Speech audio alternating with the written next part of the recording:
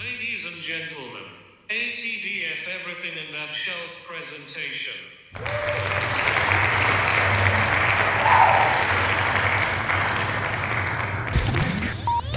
You're now rocking with TDF everything. Spoiled rotten.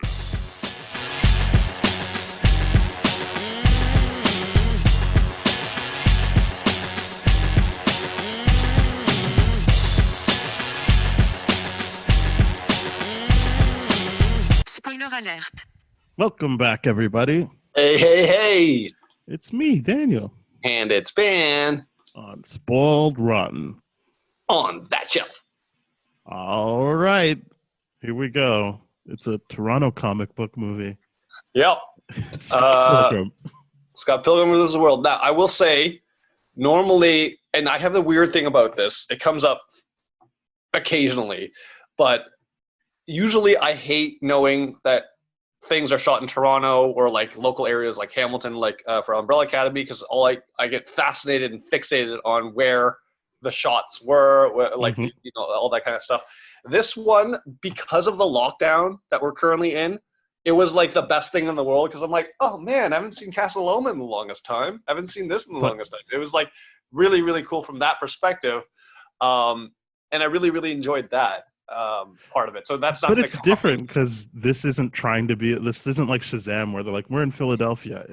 It is in Toronto. So when they say something, it means something. Like when they say like when he goes on, like I thought it was important that like they actually walk up the steps to Casa Loma. That wasn't like another set they were on and then they get to Casa. It's like no, like that's the actual geography of Toronto that they would, or that they kept using Bathurst and Bloor a lot as like the kind of intersection where everyone would meet up. Like it's different. It's not like they were like, oh, that's distracting because they're on Yonge Street, but they're saying they're on like in Manhattan. It's like they are where they say they are. They're actually using real locations.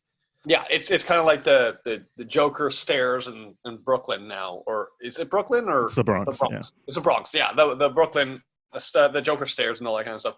These being actual locations, it did add much more to this. Even in what you're talking about, they're still saying that's Gotham, not the Bronx. Yes, absolutely. So again, it's even further removed than that. Right. Yeah, you're absolutely right. I fumbled that point, but yeah, it's obviously. When was this released? It was 2010. Yeah. And getting that, I guess, because the funny thing to me, as a Toronto native, born and raised here, I always track the popularity of Toronto. In the global climate of all this kind of stuff. My roommate currently living with me, he's from the UK, from Cambridge, Birmingham, and he's like, no, Toronto's a big deal there. When he was like, he told people he was like, he's moving to Toronto. Everyone's like, oh shit. They were like, that's like New York City. Like it's become like that. And I'm like looking at it from the perspective of like, where did it get to that level? And I think there's so many historical things that happened in the city of Toronto. One being Vince Carter to the Toronto Raptors, putting Toronto on the international stage.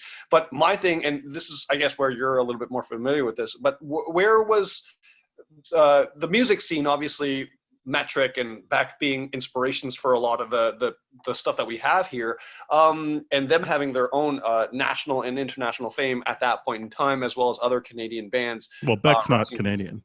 Oh, right, but Metric, sorry, Metric is. But the idea of like, where was Drake in all this? Was he starting to rise? Like it was around 2010. So like, okay, so I'm trying to be like, where is the global rise of Toronto? Because in my mind, it's always been this small city that nobody knew. It was a boring small city, and I was like, yeah, that's the way it was. And then all of a sudden it became this global phenomenon that I don't know if this was one of those markers of Toronto being into that international. Well, it's hard because obviously if you're in Hollywood, you know what Toronto is because that's people film there. Like the movie makes jokes about that. Yeah, for tax credits and all that kind of stuff. So, and this movie is all about inside jokes and I mean, mostly for video games, but it is, I would say this movie and the one we're gonna do next, Kick-Ass, is like a section of movies where now we can start to like poke fun at the stuff we love. It's not like Scary Movie and Scream where it's just making fun. It's like actually taking something you love and like having like these inside jokes with it. So it's a self-aware movie. It's not necessarily breaking the fourth wall. It's not kind of doing that kind of stuff. No, it's just like it's self-aware. Yeah, it's a self-aware, fun thing, like with respect. Like they're still trying to like they're joking about something they love. It's not like Watchmen where it was like, and I don't mean the movie, but like the comic where it was like really grappling with something it seems you have disdain for and I'm trying to like expose it. This is just like, no, like I love video games and here we are. But yeah, I don't know how important what your question is because it's like it was made by a Toronto I don't mean the movie. It was written by this person from Toronto, Brian Lee O'Malley, for people in Toronto. So it is pretty self-contained that way as a text, the original text. And it's not like this movie did well in theaters. So like, no, it didn't. It bombed. So yeah, I kind of feel like it's not something I think about because it doesn't feel pertinent to like what we're trying to do, because it's nice an added layer for us to be like, we're from Toronto, we get these references, but it's not important to the movie that you know Toronto more than you know like the Zelda music you hear or like just references to like one-ups and coins and stuff like that. Like that seems to be what's more important for understanding what's going on in this movie. Yeah, absolutely. The movie is definitely more interested in the visuals as well as the themes and the music, the scores. Mm-hmm. Which, as you said, Metric does the music for Brie Larson's band, and I know they only do one song in the movie, but I do believe they have a couple on the soundtrack. And then Beck does all the music for Scott's band Sex Bomb, and I feel like there's stuff kind of mixed in by the Antisocial Club. I can't remember what their name is, but that Canadian like super group, they kind of do music throughout for the movie. So it's like, oh yeah, I know who you're talking about, and it bothers me that I can't remember it, but I'm just gonna Google Emily Haynes, and that's Metric, yeah. Well, it's because it's gonna be associated with her, right? Because she sings with that super group for sure. But it doesn't. What's her face? Who's saying Broken Social Scene? Broken Social Scene. That's the one. That's so they kind of are throughout this, and I liked the music in this. I feel like it really fit and worked. But yeah, the Toronto thing, I'm just kind of like I don't know. Like, I'm definitely not trying to make a point. I'm just trying to say like it was nice. In the grand scheme of a lockdown, it was just nice to see. But it's also like, oh right, these places don't exist anymore. Like, to me, it was because for the audience, I grew up at Bloor and Bathurst. That was like from 10 years old until like 23. Bloor and Bathurst was my area, and for Sonic Boom is gone and stuff like that. Yeah, Sonic Boom is gone. Yeah. Honest Ed's is gone now, and all this kind of stuff. So, but that pizza's still there. The pizza is still there for sure. I have fond memories of that pizza. The idea of this movie existing as I remember Bloor and Bathurst is fundamentally one of the coolest things to me about that, because I'm like now I can appreciate it from that perspective of being like, that was the Toronto I grew up in, but you know that's primarily it. I'm just saying, like, this time around, I enjoyed it a lot more. Yeah, I love this movie. It's the Toronto stuff, but all the references, and I think this time around I watched to make sure that like I was keeping track of a main knock this movie gets, which is. And I don't even like. I feel like the knock is a misinterpretation of what's happening, but the knock was like, oh, this is supposed to be like a nerd that everyone can relate to, but his big problem is that he doesn't know which girlfriend to hang out with. Like but I don't think that's what's happening in this movie. This time when I was specifically watching for that, I think it's about a guy that has no self-respect, and then through this process, he gets self-respect for himself, because at the end of the movie, he's not fighting Gideon for Ramona. It's that he has to fight Nega Scott. Like, it's like he had to deal with the shit inside of him, and it doesn't end in like him beating Nega Scott. It's like, oh no, we're gonna go hang out and have brunch tomorrow or something like that. Like, it's just, and there's the big moment where it's like, Scott has gained self-respect. Like, that is it, when he makes the statement like, no, I'm not fighting for the girl at this point. So yeah, you do start with a shitty guy at the beginning of the movie, and the idea is he is continuing on as a better person. The movie, or the adventure he goes on, has fundamentally changed him for the better. Yeah, I see it. I try to see this positively. I try to enjoy this, but like, honestly, the story itself to me is so problematic that I really have such an issue with the character of Scott Pilgrim and what he's trying to do, and then everything else reacting in this movie. Like, the things I like about this movie are the visuals, the soundtrack, as well as the sets and all that kind of stuff. But it pretty much stops there, because I don't like anything that Scott does in this, because you're right, he's a character with no self-respect. But the worst part about that is he's a character that actively is dragging people down around him, like, all the time, and making everyone's life worse, and like just a burden to other people, and it's just so selfish that I'm like, I can't get behind this character. I'm like, this character sucks to me. He needs some counseling. He just needs to wait. Like, he needs to treat people better. The fact that he's like constantly, oh, like, I'm not going to break out with knives until I have this one person that I have a giant crush on, because I've inflated her, like, whatever, in my head based on this few interactions and seeing her one time and all this kind of stuff. Like, it's just so much toxic behavior of idolizing women, or like all that kind of stuff, that I'm just like, every part of that character sucks. And like, whether or not he gets self-respect at the end, great, but then the fact that he still left all this fucking like trail of hurt behind him for everyone. I think you're wrong about that, because everyone gets self-respect throughout the movie. Like, granted, he's the one that's like, I did this wrong, and it helps people move on from it. But everyone, at the end of the movie, everyone moves away from him. And it's him asking to follow Ramona. But even on that, you see that it still says continue 10. That's not guaranteed they'll stay together. It's everyone, like, Knives in particular gets her self-respect when she's fighting. And then at the end of the movie, he's like, you think, oh, like, they're going to get together. And she's like, no, I'm too good for you. Like, bye. I'm out of here. So I don't think he leaves a trail of anything behind him. I think everyone, like the band, like he even says to the band, you sound better without me. Neil, you're it. And that band can move on now. They don't have to worry about him. Knives is moving on. She doesn't have to worry about him. And the only thing that's up for debate is whether these arguably two toxic people are going to stay together. But no one who is a good person throughout the movie consistently has to deal with Scott at the end of the movie. Well, yeah, because they...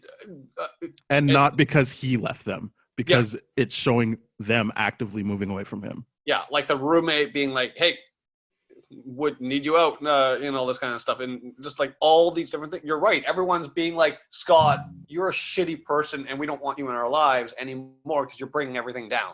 You're like, he's like the Battle of the Bands thing, the signing. He was being so selfish. He was like, come on, guys, I can't sign with them. He's like, think of the band right now. We're doing this, and you're the one that constantly, oh, cool, Ramona's here, I'm ditching out on the practice. And I'm like, what the hell, man? And to your point, it's not like at the end of the movie, the band's like, hey, come back, Scott, we need you. They're just done with him. It was not like that. The band was just like, oh, this is an awkward moment, which it was, obviously. But that's what I'm saying. That's why when you said it, like, oh, he just leaves the show, I'm like, but no, it's that everyone else, he has enough self-respect to be like, the big win for him at the end is that he is at peace with himself, and you get the visual of him and Nega Scott going to brunch, but it's that everyone else finds their peace as well and moves away from him. Yeah, but this character, I just, to me, is just extremely unlikable. There was no redemption there for me at that point in the movie. It was just I had to sit with his bullshit for such a long time that I'm like, there's no redemption here, or like if there is, there's not enough redemption. It's just like, okay, but what is redemption for you?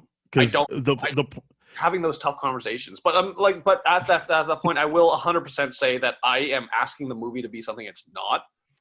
And I mean, I just think it would be good to know what your definition of redemption is for what not just this movie, but what a movie would do.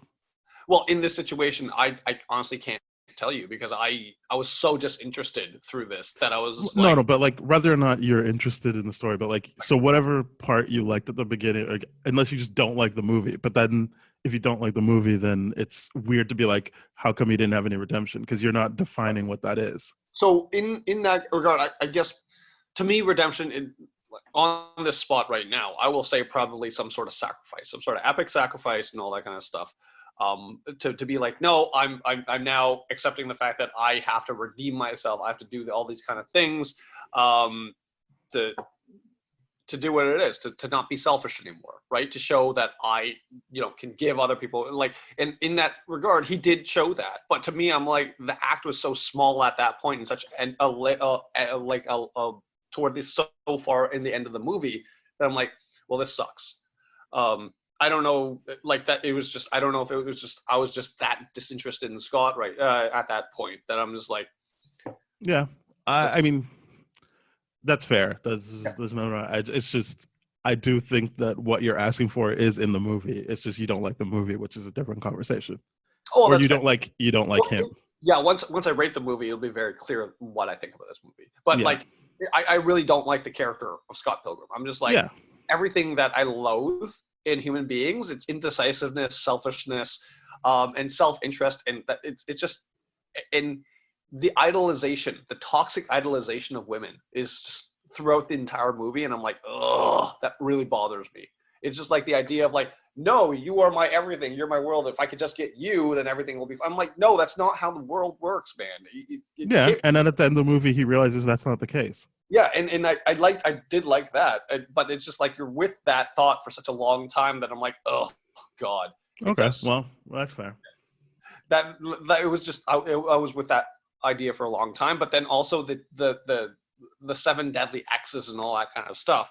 It was just like based on how ridiculous it was. Is like the Patel guy at the Battle of the Bands, like sending that email and all that kind of stuff. Like, it was just like they kissed once in grade 7 or something like that, and he's got this obsession where he wants to kill her and all that. Like, it just like the level of toxicity behind that is just an idolization is like, oh my God, this is really, really brutal. I think that's where we get into what is being made fun of. Yes. And it is exactly what we're talking about. That is being put front and center for you to be like, that's so ridiculous. Like, it's not a mistake that every time she's talking about a boyfriend, it's like, yeah, we dated for like a week, or like I kissed him once. And again, at grade 7, the amount of times the kiss isn't important to me. It's whatever connection they felt. So that I don't really know that that's a ding, but like, well, to me it is, just because it's like, oh, yeah. I mean, if your idea of a relationship is how many times you're physical, then yes. But if you're talking about like what it's like to like date at that young of an age, it's usually just an agreement, like we said we're going out. Yep. Well, that's consent is. I mean, but that's what I'm saying. Like, the amount of times the kiss is irrelevant. It's whether or not they both agreed they were dating. Yeah, no, yes, and it did seem like they were both agreed that they're dating. Is my issue is how that was conflated into this amazing relationship, and when in reality it was just like, no, it was just like, I kissed you once, dude. What the hell? Like, don't blow again. I wouldn't hang it on the kissed you once. She says that, but I would also argue she is toxic. The whole point. Oh, like, she is definitely toxic. So whatever happened emotionally between the two of them, she has reduced it to, I kissed him once. Right. That is put on display. That's not a mistake. But that doesn't mean, like, the same thing with Knives and Scott. Oh yeah. They haven't kissed yet. but No, it is it's important to Knives. Hands and And he is facilitating that. So that's what I think. I think the movie is doing a bit more than you're giving it credit for. Because it is putting the stuff on display, and at no point are you supposed to think like, oh, that's good, that's healthy. It is both of them have to work. And so Ramona's stuff is she's constantly moving around because she is creating these situations. And at the end of this movie, she wants to go away again as well. Right. It's just now she's found someone that might be a little bit her speed in Scott, who has also created a bunch of situations. Yeah. That's how I see it, is that they're both like klutzes from that, how they handle relationships. Yeah. And then now they're like, hey, you're also a klutz. I'm also a klutz. Let's klutz together and we'll understand each other or something like that, right? Yeah. And I think that them coming together at the end of the movie, again, I don't even think that it's guaranteed they are together, especially since that trope of having the continue thing going on that is putting it in question. I think the idea is they would be starting from a more even ground than him idolizing her and her being like, oh, cool, someone else likes me. Yeah, like, I don't know if that's just like the idea of like, to me, like toward the end, I'm genuinely curious, is like, are they together? Or is Scott just like recognizing that's like, hey, if you're as big of a klutz as I am, then probably it does make sense to jump around all over the place. Let's see where the next city could be where we could disappear to and not make a mess. That makes sense to me, but it's unclear. But I'm like, okay, I see the appeal behind that, because there's many times where I'm like, hey, I've made a mess of a situation. Maybe I should just leave and let things settle down. Like, that's a very natural kind of thing to do. Although not the best way, most mature way to deal with things. And of course, that was when I was a teenager and all that kind of stuff. But you can understand where they're coming from. One thing I do appreciate with this movie is how much his band and his friends constantly rag on him for being like dating Knives, to be like she's underage, dude. What the hell? Like, but you know, like, I really like the fact that they're like, the friends are just really not okay with it, except for the lead singer to be like, the lead singer, and the only thing the lead singer wants is like, no, I need a fangirl to geek out over this band so that it could make my ego bigger so I could be the better front man kind of deal. I'm like, okay, that makes sense to me. Sure. You know, whatever. But he gets tired of that pretty easily. Like, I think by the second time she's at the practice, there's a conversation about how she needs to be quiet now. Yeah, for sure. But I think that's when I hear criticisms, I feel like the criticisms are that the movie is condoning his behavior, but the whole point of the movie is for him to stop. I see it the same way as like Wolf of Wall Street, where people think that it's like somehow like an excuse for him to be this way. And in Wolf of Wall Street, he doesn't even change his ways. No. At least in this movie, he changes his ways. But yeah, that's kind of how a character piece works, is that you are confronted by their shitty ways until they change or they don't change. Right. It's true. And I guess like it's the themes, the tones, and all this kind of stuff, and the nostalgic comic book stuff that makes that more fun than it should be, versus like when you see a movie where you're following a character that fundamentally is trying to get their shit together in life, it's never done with this level of levity. Well, he's not trying to get his shit together until he has to. Well, until the very end. You're absolutely right. Yeah. But like in most of those situations, arguably those characters aren't trying to get their shit together too until the very, very end, until they realize they have to get their shit together, right? So, I mean, it tracks the same way. But the issue is, for me, the levity of the soundtrack and how much I'm enjoying the visuals and all that kind of stuff. It makes me be like, wait, hold on. I would disagree with you, because I think my connection to Scorsese is pretty apt in terms of people loving his soundtracks, people loving his visuals, and a lot of people coming away thinking like, oh yeah, that guy was cool, instead of realizing that they weren't good, or not thinking that Scorsese was punitive enough against his lead that he clearly has contempt for. I think you could see that across all of his. I think that happens with The Joker. People love that movie. People think that he did it like I think that's just kind of how it works with these movies, is you need the objectivity to be like, oh, I am watching a bad person. You found it here with Scott right away. It was easy for you to see. So maybe the levity which I still don't know is completely off from the Scorsese and Joker examples I've given, maybe that highlighted it for you, and that's better than what those other movies do. Probably.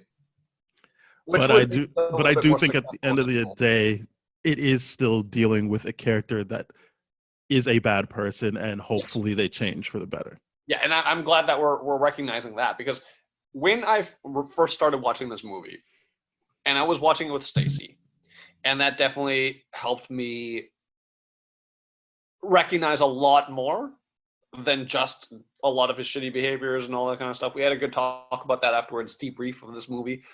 And I can't tell whether or not the first time I watched this through, whether or not I noticed it to that degree, because I definitely remember a reason why, like when you suggested Scott Pilgrim, I was like, yes, let's watch it. And then I remember thinking to myself, I'm like, why was I that enthusiastic about it, but never have seen it more than once or twice? Never remember watching this movie once or twice.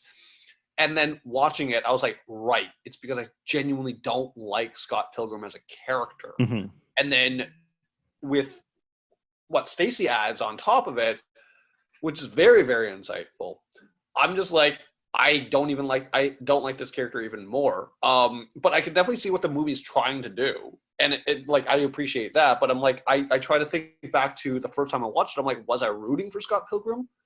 Like, did I, or I like, think because of the age we are, yeah, you root for him, but that's what I like about film. That's what I like about art in general, is it means different things to you the more you interact with it at different stages in your life. Yeah, and so if you were to watch this movie and just be like, oh, it's just about a guy beats up 7 people and he gets the girl at the end, that's not that good. But if you can watch it when you're younger and be like, yeah, like the good guy wanted that, and then see it even 7 years later, at this point for us 10 years later, and be like, oh, this is about a deeply flawed person that needs to like get right with themselves before they can interact with the rest of the world. That to me is a sign of a good movie, because it is a good piece of art that can change with you and grow with you, and you get new stuff out of. It's definitely aged a lot better for a movie for a character I genuinely just dislike. I got more out of it this time, which does speak a lot to it, but I just genuinely do not like this character. Yeah, I mean, that's on you. If to you a movie is just one character, it's definitely not. But I just feel like because we're stuck with him for such a long time, like it becomes like, it's not like The Revenant where you're like, it's just him and you got to deal with Scott, like, because it's like 20 people in this movie. There's a lot of screen time for a lot of different people. That's true. That is true. And all of them are telling him the same thing. You are a bad person. Stop messing with knives.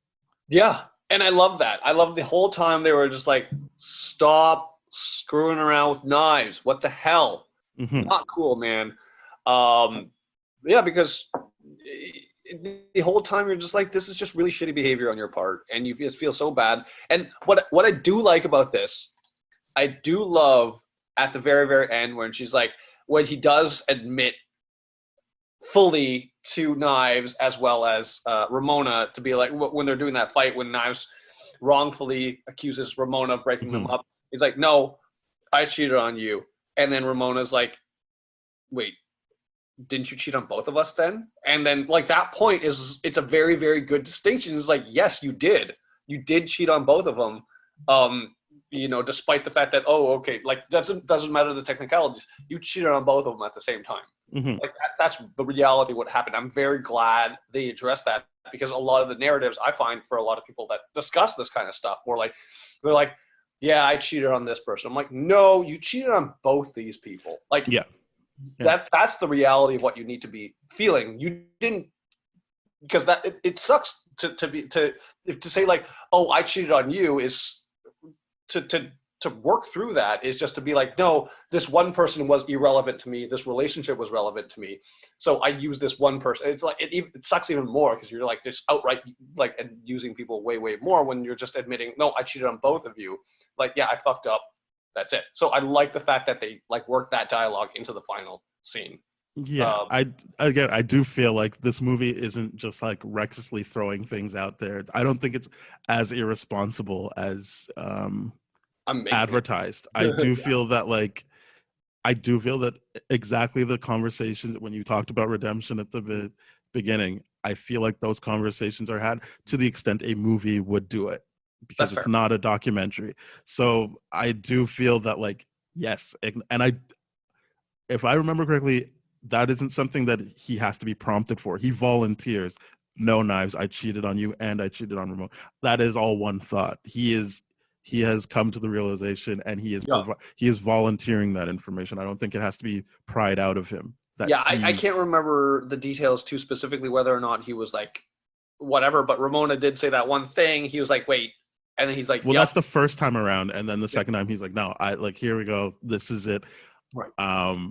And so I do, again, I do feel that, like, all the things you're asking for in terms of a redemption are worked into this movie. Even to the point where he discusses things that another movie wouldn't discuss. That is true. And one thing that the through line that I really like is for the fights. It's only that first Patel fight where he can win just by being stronger. Like, he was able to just beat that guy up. Yeah, every other fight involves him having to think about something. And, like, the second time it's like a Bugs Bunny, like, hey, can you do a trick off of that? Ha ha. Exploding like dynamite type stuff. But then every other thing he does, it's his brain and digging into himself to, like, learn some. And yes, the Ramona one with the person who played Anne in Arrested Development, I think her name's Mae Whitman. That one involves working with Ramona to get something accomplished. But then that even shows that they can work together. Like, I do think the fighting, each time there's a battle, you're unleashing a layer of Scott and making him more whole. So it isn't. Yeah. And to end on that first time he goes through, being like, when Jason Schwartzman is asking, and that's more the movie asking, so you want to fight me for her? And he's like, yeah, is that not clear? And then the second time he goes through, when he realizes what's really going on, he's like, no, I'm not fighting you for her. I am fighting for myself. Like, this is, for me, that is the end of that through line. That is the coming to fruition of, this was never about girls. This story has always been about, how is this guy gonna realize he's been shitty, and what's he gonna do about it? Mm-hmm. Mm-hmm. Yeah, no, I like the fact that he like, those things are definitely done for sure. It's no, you definitely gave the movie to me a lot more redemption than I originally gave it for, and that's gonna reflect in the final thing. But yeah, this is it was just, it's really tough to be with this character, I will say. Like, the gaslighting, the dismissals, the selfishness, and all that kind of stuff, the toxic obsession, pedestaling of women, and all this kind of stuff in this. Like, it's just, there's so much of that I'm like. But I think it's important to have that in a movie, because I agree. It is showing. No, what I mean is, if you were to watch this as a young person and miss all of that, the movie still exists for you later, for like us to come back and be like, because then that forces self-introspection and of what you did when you were that age, and how you can stop those same things from happening. I don't think, again, I keep coming back to, it's not a mistake that you can point that stuff out. Yeah, that's that's not a flaw. It is what the movie is dealing with. Yes. And to that extent, I like that they don't sugarcoat it. Like, you're saying there's too much levity, but I think it's actually highlighting how shitty it is, the way that it's so plainly out there. Right. And people can say it so cavalierly, is making it clear, like, oh, look what's happening. It's not like, it's not mixed in there. And that's why I brought up the other movies that aren't comedies, where it feels like, you're like, yeah, this is so dramatic and cool. And it is easier to get swept up with it, even as an adult. Like, think about how many people complained about Wolf of Wall Street, not realizing that it was still condemning the actions of its lead, but thinking it wasn't. And I get that as young people, we didn't think this movie was condemning Scott Pilgrim, even though almost every line of dialogue said to him is, you're a piece of shit, stop doing what you're doing. As a young person, you just think, like, well, he's doing this for love. Like, why doesn't he deserve it? Or whatever you're thinking. But you can grow up and realize it's not a mistake that all those people are saying that, and that you can see what's happening. 100%. You're absolutely right about that. Because as a kid, I remember the Brie Larson thing being a bigger role. I'm like, yeah, he wouldn't be like this if she just didn't treat him like this. And that which is so misogynistic of its own right. She doesn't owe anything to him or anyone. And he's upset that she didn't like a haircut once. Like, yes, she cheated on him, but like that, he doesn't even hang anything on the fact that she cheated. He's all like, when he talks about what upset him, it's the haircut thing, showing you again, not a mistake. Completely, it never was about her. It's this all this thing about his insecurities and his lack of self-worth. Yeah, and to be perfectly honest, I wouldn't be convinced that his character would be upset about her leaving unless she made it big. You know what I mean? If that element wasn't there, if she was just like with another guy, I don't think he would make it this issue. But because it's like, oh, I have the ability now where everyone can recognize of like, I was dating Emily Haynes before she was Emily Haynes, or the stand-in for Emily Haynes before she was Emily Haynes, and then she made it big, and then we're no longer together.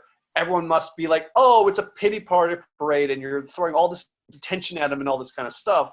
But then it's the double thing, because she succeeded at something he also wants to succeed at, in addition to moving on from him. Yeah, for sure. And then also the agent signing him and all that kind of stuff, like being Ramona's ex, and like it's just like, I can see how he can so easily, and like as a kid, I could identify with that, because I'm like, oh yeah, the world's shitting on him. Like he's wanting to be good, he's wanting to do this, but the world keeps shitting on him. Now as an adult, I'm like, dude, you're using one thing that went wrong for you to justify your behaviors for all this shit now. You're absolutely right. I do appreciate the movie now a little bit more to work through these kind of things.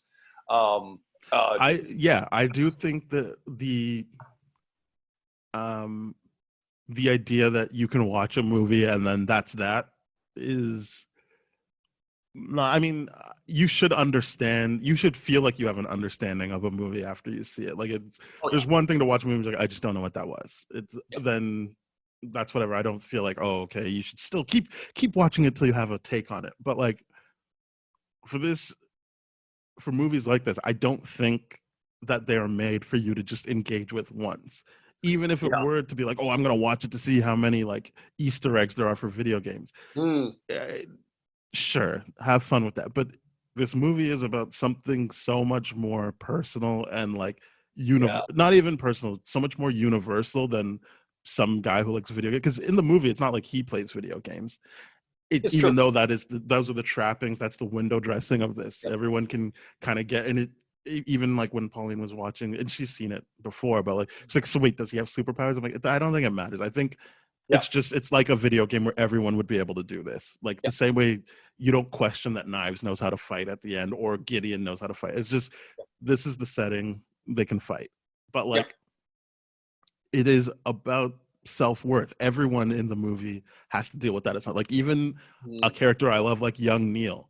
Like that moment where he's like, you don't have to be called young Neil anymore. And it's like, you're now Neil. And it doesn't like, I get that that's Scott saying something, but I think that's the movie trying to give Scott the redemption you're talking about, because realistically, young Neil already was at the place where he was Neil. Like he's the one that like has feelings for Knives and sticks up for Knives and stuff like that. He's already got to the place where he's got to sell.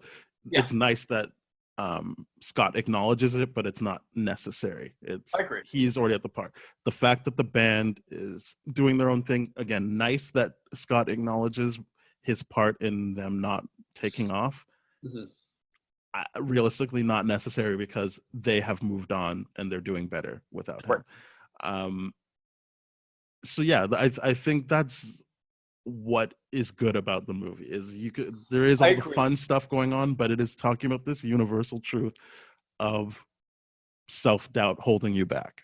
You know what the funny thing is? This is the second movie now where you convinced me to look at it differently, and the audience listening to us isn't really going to know this unless they listen to the Watchmen one back to back. But that was a movie that I thought was a lot deeper than it really was. And then you're like, really? And then you're like, but so I guess like in this regard, I'm just so easily distracted by the surface of what they're trying to create here. In this I was just swept away by the levity, the tone, the music, and the energy that they wanted to bring into this movie, which was a video game, nostalgia, and all that kind of stuff, which is fun for me. But the themes weren't, and stripping away that layer, that surface layer of like fun, you're now like, okay, you're right. You now have a much deeper movie than I originally gave it credit for. So I genuinely appreciate that in pulling that layer away from the onion. And seeing what it's like. So yeah, absolutely. I can appreciate this movie a lot more, but of course still condemn Scott, and I think that's the whole point of the movie. We're supposed to you were like, I know I keep bringing it up, but like I do feel like there is just a genre of movie where you have a lead that you are condemning. Yes. It's what Watchmen should have been. Yep.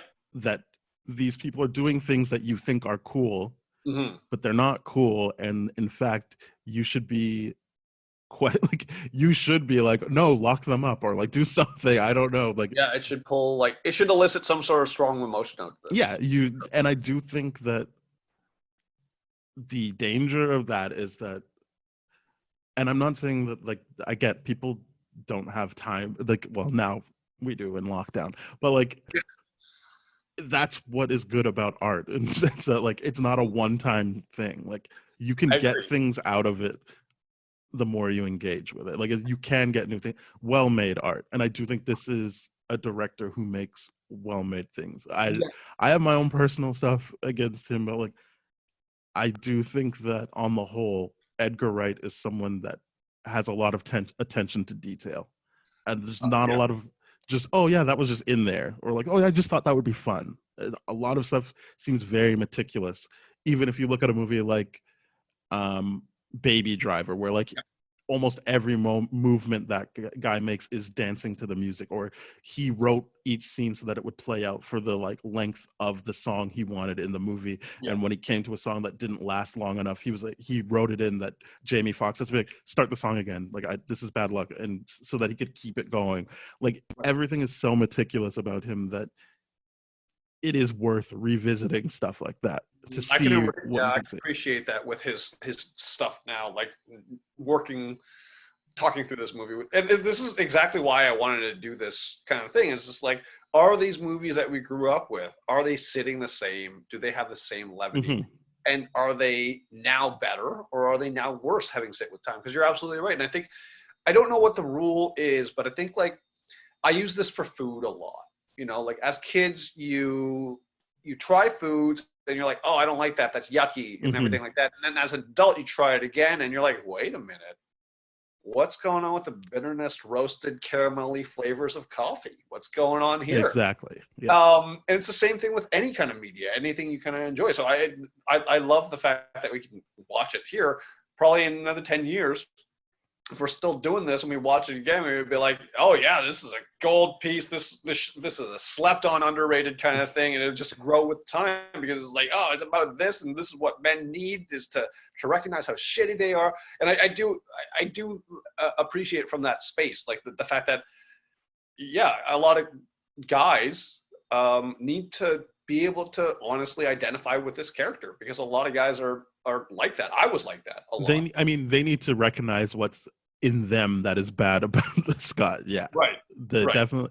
I don't think they need to identify with him to the extent that they're like, yeah, he did the right thing, or like, yeah, that's me. Good. Yeah, he deserves it. It's more like, yeah, you need to be able to, and again, that is why the complaint of it's too much time with him doesn't sit well with me, because it's like, no, like you need, like, think about how many people would watch this and never get that he's the bad guy, like, or he's the person that needs to change, even with constant reminders of Nega Scott and stuff like that, of like, he's the actual boss that needs to be defeated at the end of this. And like, it isn't about whether or not he gets to be with Knives or Ramona.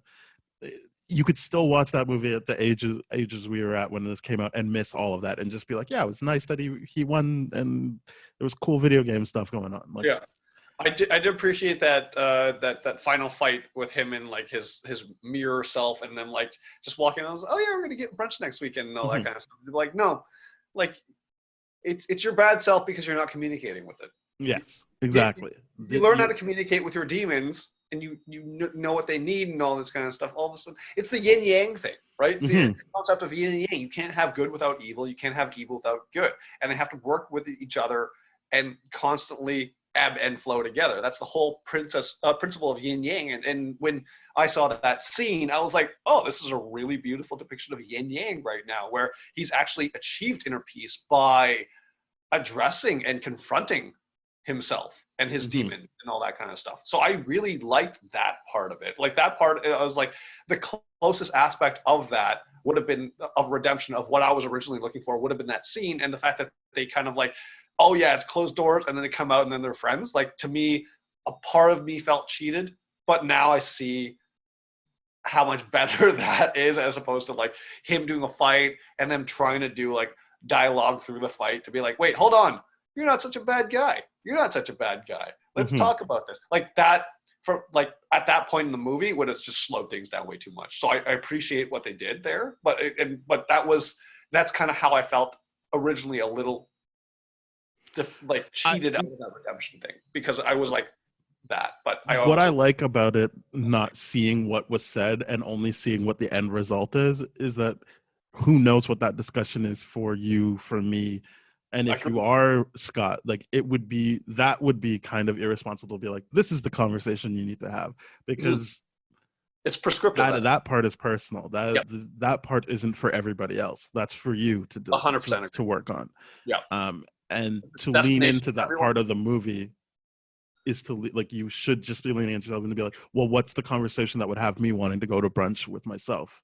I agree with that. I agree with that wholeheartedly. The idea of like someone being able to like, no, we're going to brunch next weekend and all that kind of stuff. Like make time to reflect and like all that kind of stuff. Like this movie now, working through this conversation, I appreciate a lot more for what it can do. Of course, I had to strip away the layers, and I hope other people take time and listen to this podcast to reappreciate and re-explore this movie, to strip away those exact same layers too.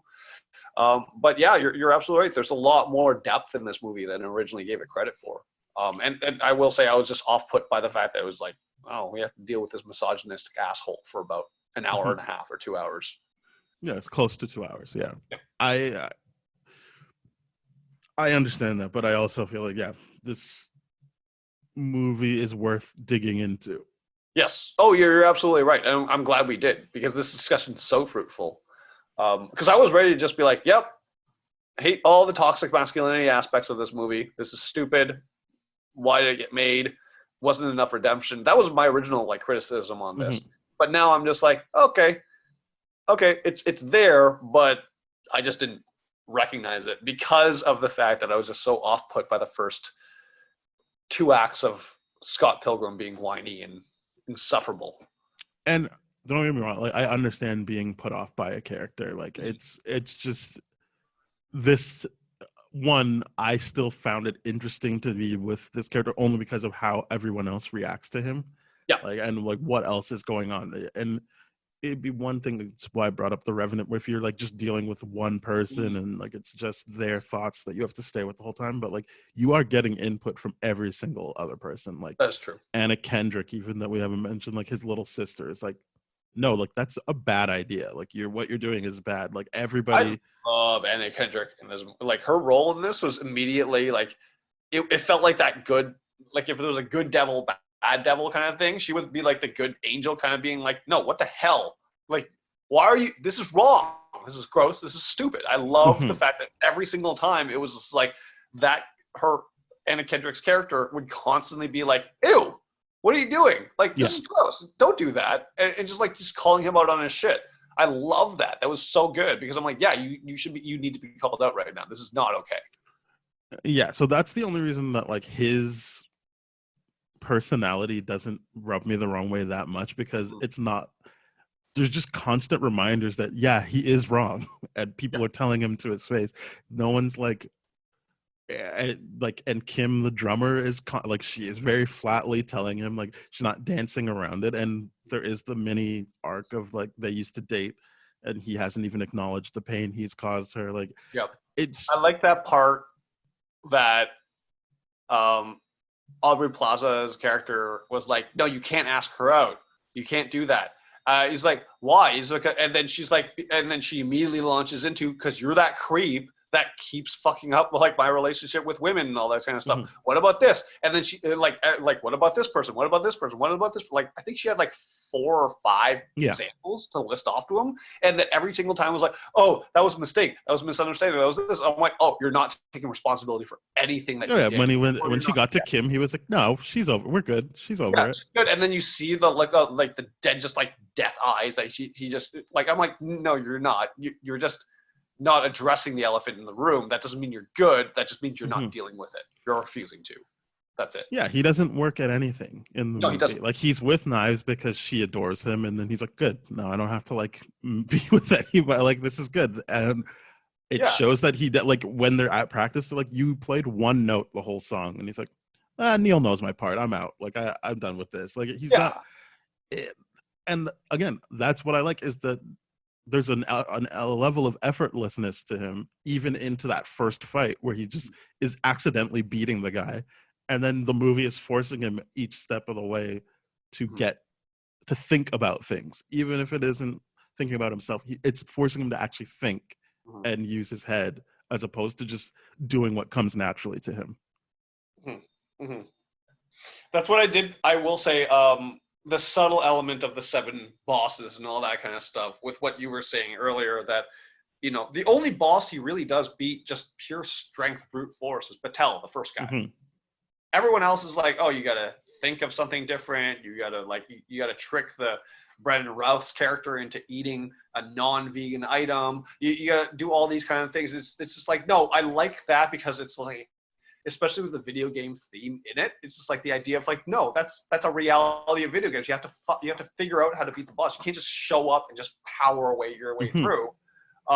You can't just do that for the most part, right? Especially in those old school Zelda games, it was just like, you can't just show up and just swipe your sword. He was like, no, you have to time your shots. But like, everything about it was like, I really appreciated that aspect of this, for sure. He wasn't just like full out magic fighter all of a sudden because he got to power up. Yeah, I do think that, again, that is what's good about the movie, is even if you weren't looking to have some kind of self-reflection, you could be like, yep, this is like a video game. He's got to think it through. It's like, they're not going to just let him get away with doing the same thing every time. But again, what the movie is really getting at, for me anyway, is forcing him to actually think about his actions and not just walk through life. Yeah, doing whatever he wants. I appreciate a lot more like that. I can't wait till we rate this, because I'm going to tell you what my original rating was going to be coming into this, and now what my rating ends up being. It's gonna be fun. Before we get to the rating, I do want to talk about how many people are in this movie, like superhero wise. Like, obviously we've got Superman, a Captain America, a Captain Marvel. Yeah. Technically, Michael Cera was Robin in Lego Batman. Like, we've got what's her name, Huntress with Ramona. Mm-hmm. Yeah, I forgot about that. Mae Whitman has voiced April O'Neil. I know that's not a superhero, but it is Ninja Turtles. Aubrey Plaza, in her own right, doing the X-Men. Legion. Was short-lived and all that kind of stuff.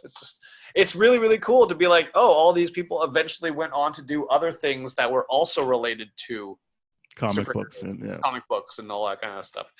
Also, it was really, really good. I did enjoy seeing that too. Anna Kendrick doesn't have anything superhero yet, does she? That seems weird. No, I think everyone thought she was going to be Squirrel Girl.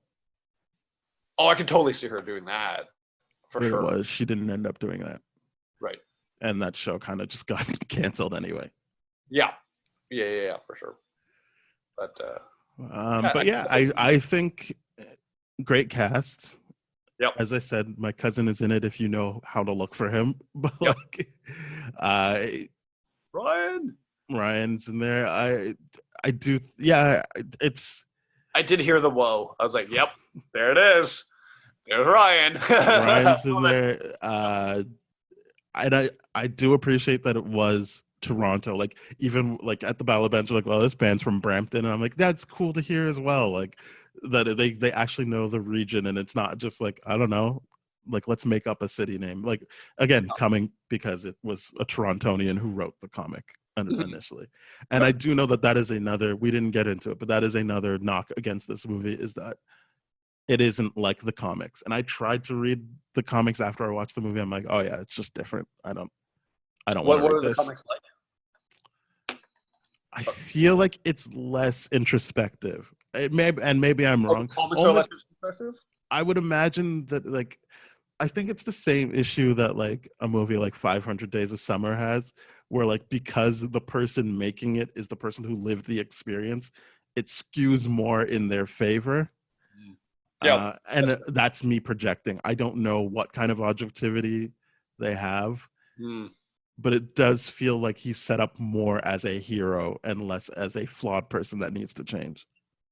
Oh, in the comic, yeah, okay. In the comic, because obviously you need to keep doing volumes, and there needs to be some, like, you need to feel like he's already pretty formed. Yeah, it can't feel like there is a clear end point for him. But again, I didn't finish them. I just know that obviously, yes, if you read something before you watch the movie, mileage may vary in terms of how much you like the second medium you interact with, because you always got to treat the two mediums separately. I mean, anyone that reads Harry Potter and watches the movies knows that. Yeah, I mean, you have the time to like build it up in your head, and it feels way more intimate when you're reading. And then 100%.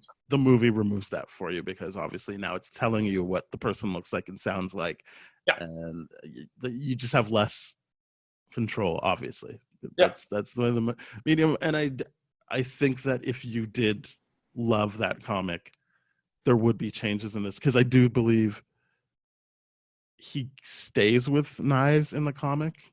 I want to say, really? Yeah, they reshot the ending of the movie, which I like this ending. Again, I think they made the right choice. Yes. Although I don't know if the reshoot was to make him stay with knives. You can watch it on the Blu-ray. They have the ending, but like I can't remember if it was that Edgar Wright had the ending we see all the time, and then they reshot it so that he stays with knives. But I just think whatever ending is in the movie is the right ending for what we have discussed this whole time. I agree. Because if he stays with knives, that undercuts everything we've talked about. But again, since that's what happens in the comics, I can see that fundamental change, and that people who like that wouldn't necessarily love this movie, because this movie is putting Scott in a completely different light. But I think it's the light he needs to be put in. I agree. I like this ending much more. If he had ended up with knives, I'd be like, no, he's just gonna hurt her again. This is not also good. She's 17. Like, don't do that. And he doesn't respect her even a little bit. Yeah. And like, she respects herself. Yeah, she's like, no, I'm too cool for you anyways. I'm like, yeah, you are. You're too cool for him. You're just and that was stated right away when his roommate, when Kieran Culkin meets, I think it's Wallace, when Wallace meets her for the first time, he's like, you're too good for him, get out of this now. Yeah. The movie is not hiding anything. The movie is like, no, like, you're better than him. Yeah, it's 100%. All right. Let's I guess let's rate this. So what were you going to give this movie? Soft 3. Okay. That's what I was going to, because I'm like, I can't deal with the toxic masculinity and all that kind of stuff. But then, to your point, because everyone is so outright calling him out on this kind of stuff and being like, no, you're bad, you suck. Like, we don't even like you, kind of deal right now. I appreciate it a lot more, and now it's become a 7 to me. Yeah. Fair enough. 5, 7, yeah, around there. This is a 9 for me, for sure. The only reason it's not a 10 for me is rewatching it this time. I'm like, something about the Patel when he does the "I'm talking the talk" thing. I know that it's supposed to be like a Bollywood thing, but like they already had that without him going into that accent. And there's just a bunch of stuff around knives being Chinese that gets awkward and not truly addressed the way other stuff is being addressed. Yeah, and it is my issue with Edgar Wright in general. He's so white. There is no room for any kind of sensitivity for other ethnicities and races. It just seems like no, it's fine. Don't worry about it. I don't see color. His writing is very, very white driven and all that kind of stuff, because even Stacy pointed this out, because at that point I had like started checking out of the movie because I'm like, I don't know how to deal with this anymore. I don't want to root for a guy that's blatantly I want him to lose so bad. The idea of like Knives at Sonic Boom inviting him, I was like, so do you want to come over to my place for food? And like the first thing he says, not yes or no or anything like that, or like, what does this mean for our, like he says Chinese food. Mm-hmm. The first thing I'm like, okay, well, we just call it food. Just like, you're in an interracial relationship. I mean, to that point, I do believe that does work for Edgar Wright, as I've taught, and this isn't for every white person who is in a relationship with a Asian person. Right. I mean, male, female. I mean, male, white person. This is specifically to that. Yeah. I do get that some people look at it like, yeah, like this is my little exotic thing. There is a fetishization more than it is, which again, I do think is being put on display with Scott. That I know the movie is more fetishizing that he just likes that someone likes him and they're 17 and he can manipulate them. But it's not explored as well as other things. That one brief moment where it's clear he's fetishized the Asian girl that he gets, the Asian schoolgirl he gets 100%. To be with. Yeah, that's 100% what it is, and I'm just like, yeah, the race stuff he doesn't handle very well in this whatsoever. No, it's not. He's not great with it, even with his casting. There was room to have more friends of color in this. Yeah, especially in Toronto, especially in that neighborhood. I know that neighborhood. That was diverse as hell. I was the diversity. I mean, that's the issue with having. I was the diversity. No. It's like that was a hugely diverse area. We got Koreatown right down the road. He's in the annex, and he can only hang out with white people. But like this, I would say that would be the issue with having a British director and an American writer on this thing. Is they can see in the text where they live, and I like that they made a point of filming in those areas. Mm-hmm. But it's 2000. That movie came out in 2010. You could have a little bit more, at least colorblind casting. But again, for what this movie explores, for how it makes me feel when I'm watching it, it's still a 9. I'm only knocking off a point because of the diversity and the lack thereof, and also just awkward handling of whatever diversity is actually in there. Yeah, I would 100% agree with that. I just, the misogyny aspects of it just sits too long for me. Mm-hmm. I would love to watch it again, and like if I do, and at a future episode, I'm like, okay, we're gonna put an abridgment on this or whatever, or go into the audio or whatever, and be like, nope, Ben changes his ranking to this now, based on a rewatch of his by himself and him reflecting by himself. So yeah, I mean, that could definitely possibly happen in the future, but right now I'm comfortable with it being a 7. Yeah, and the only reason I pushed back was because I do think that there was an element of you not at least acknowledging that there was a deeper dive going on. Oh yeah, huge, a lot deeper than what I gave it credit for sure. But yeah, other than that, I think if you don't like it because of that main character, that's stopped other movies before, definitely. It's just obviously we have the podcast, so I did want to be on record as saying I think the movie is deeper than what people give it credit for. People who don't like it. Yeah, I will agree with that for sure. Yeah. All right. Well, that was lovely. What do I normally say now? Well, yeah, Ben has said that we're on That Shelf, the That Shelf podcast network in particular. So please head on over to thatshelf.com. There's other great podcasts such as Bad Gay Movies, Black Hole Films, Changing Reels, Composers, No Budget Nightmares, What a Great Theme Song, and more. So you'll love that. And if you want to listen to older episodes of Spoiled Rotten, please go to tdfeverything.com/spoiledrotten. We are at TDF Spoiled on Twitter, spoiledpodcast@gmail.com on email. So that's fun. You can reach us those ways. And we are on Apple Podcasts, Google Podcasts, Stitcher, Spotify, Radio Public, iHeartRadio, Amazon Music, a whole bunch of things. So please rate, review, subscribe on those platforms and share with your friends. That's it from me. Well, that's it from me too. Excellent. All right.